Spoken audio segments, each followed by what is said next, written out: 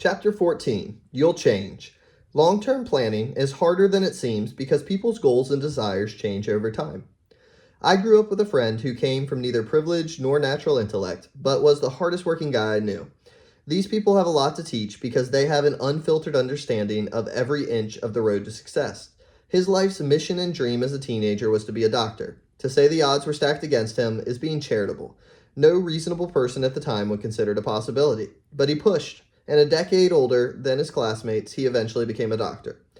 How much fulfillment comes from starting from nothing, bulldozing your way to the top of medical school, and achieving one of the most noble professions against all odds? I spoke with him a few years ago. The conversation went like this. Me, long time no talk. How you doing? Him, awful career. Me, haha, well, him, awful career, man. This went on for 10 minutes. The stress and hours had worn him into the ground. He seemed as disappointed in where he is today as he was driven towards where he wanted to go 15 years ago. An underpinning of psychology is that people are poor forecasters of their future selves. Imagining a goal is easy and fun. Imagining a goal in the context of the realistic life stresses that grow around with the competitive pursuits is something entirely different. This has a big impact on our ability to plan for our future financial goals. Every 5-year-old boy wants to drive a tractor when they grow up.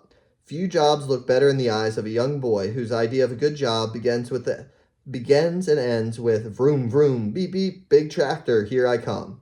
Then many grow up and realize that driving a tractor maybe isn't the best career. Maybe they want something more prestigious or lucrative. So as a teenager, they dream of being a lawyer. Now they think they know. Their plan is set. Law school and its cost, here we come. Then as a lawyer, they face such long working hours that they rarely see their families. So perhaps they take up a lower paying job with flexible hours. Then they realize that childcare is so expensive that it consumes most of their paycheck, and they opt to be a stay-at-home parent. This, they conclude, is finally the right choice. Then at age 70, they realize that a lifetime of staying home means they're unprepared to afford retirement. Many of us wind through life on a similar trajectory. Only 27% of college grads have a job related to their major, according to the Federal Reserve. 29% of stay-at-home parents have a college degree. Few likely regret their education, of course, but we should acknowledge that a new parent in their 30s may think about life's goals in a way their 18-year-old self making career goals would never imagine. Long-term financial planning is essential, but things change, both the world around you and your own goals and desires. It's one thing to say, we don't know what the future holds. It's another to admit that you yourself don't know today what you will want in the future. And the truth is, few of us do. It's hard to make enduring long-term decisions when your view of what you'll want in the future is likely to shift. The end of history illusion is what psychologists call the tendency for people to be keenly aware of how much they've changed in the past, but to underestimate how much their personalities, desires, and goals are likely to change in the future. Harvard psychologist Daniel Gilbert once said, "At every stage in our lives, we make decisions that will profoundly influence the lives of people we're going to become. And then when we become those people, we're not always thrilled with the decisions we made. So young people pay good money to get tattoos removed that teenagers paid good money to get. Middle-aged people rush to divorce people who young adults rush to marry. Older adults work hard to lose what middle-aged adults worked hard to gain. On and on." All of us, he said, are walking around with an illusion that history, our personal history, has just come to an end, that we have just recently become the people we are always meant to be and will be for the rest of our lives. We tend to never learn this lesson. Gilbert's research showed that people age 18 to 68 underestimate how much they will change in the future. You can see how this can impact a long-term financial plan. Charlie Munger says the first rule of compounding is to never interrupt it unnecessarily. But how do you not interrupt a money plan, careers, investments, spending, budgeting, whatever, when what you want in life changes? It's hard. Part of the reason people like Ronald Read, the wealthy janitor we met earlier in this book, and Warren Buffett become so successful is because they kept doing the same thing for decades on end, letting compounding run wild. But many of us evolve so much over a lifetime that we don't want to keep doing the same thing for decades on end, or anything close to it. So rather than one 80-something year lifespan, our money has perhaps 4 distinct 20-year blocks. I know young people who purposefully live lives with little income, and they're perfectly happy with it. Then there are those who work their tails off to pay for a life of luxury, and they're perfectly happy with that. Both have risks. The former risk being unprepared to raise a family or fund a retirement. The latter risks regret that you spent your youthful and healthy years in a cubicle. There's no easy solution to this problem. Tell a 5-year-old boy he should be a lawyer instead of a tractor driver, and he will disagree with every cell in his body. But there are two things to keep in mind when making what you think are long-term decisions. One, we should avoid the extreme ends of financial planning. Assuming you'll be happy with very low income or choosing to work endless hours in pursuit of a high one increases the odds that you'll one day find yourself at a point of regret. The fuel of the end of history illusion is that people adapt to most circumstances. So the benefits of an extreme plan, the simplicity of having hardly anything, or the thrill of having almost everything, wear off.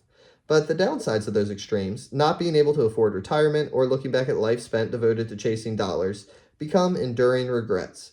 Regrets are especially painful when you abandon a previous plan and feel like you have run in the other direction twice as fast to make up for lost time.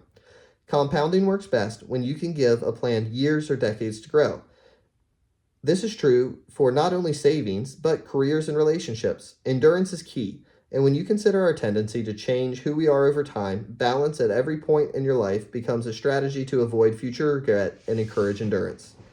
Aiming at every point in your working life to have moderate annual savings, moderate free time, no more than a moderate commute, and at least moderate time with your family increases the odds of being able to stick with a plan and avoid regret if any one of those things fall to the extreme sides of the spectrum.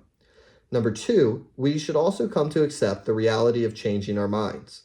Some of the most miserable workers I've met are people who stay loyal to a career only because it's the field they picked when deciding on college major at age 18. When you accept the end of history illusion, you realize that the odds of picking a job when you're not old enough to drink that you will still enjoy when you're old enough to qualify for Social Security are low. The trick is to accept the reality of change and move on as soon as possible. Jason Zweig of the Wall Street Journal investment columnist worked with psychologist Daniel Kahneman on writing Kahneman's book, Thinking Fast and Slow. Zweig once told a story about a personality quirk of Kahneman's that served him well. Nothing amazed me more about Danny than his ability to detonate what we had just done. Zweig wrote, he and Kahneman could work endlessly on a chapter, but the next thing you knew, Kahneman sends a version so utterly transformed that is unrecognizable. It begins differently, it ends differently, it incorporates anecdotes and evidence you never would have thought of, it draws on research that you'd never heard of. When I asked Danny how he could start again, as if he had never written an earlier draft, Zweig continued, he said the words I've never forgotten. I have no sunk costs. Sunk costs, anchoring decisions to past efforts that cannot be refunded, are a devil in a world where people change over time. They make our future selves prisoners to our past, different selves. It's the equivalent of a stranger making a major life decisions for you. Embracing the idea that financial goals made when you were a different person should be abandoned without mercy versus put on life support and dragged on can be a good strategy to minimize future regret. The quicker it's done, the sooner you can get back to compounding. Next, let's talk about compounding's price of admission.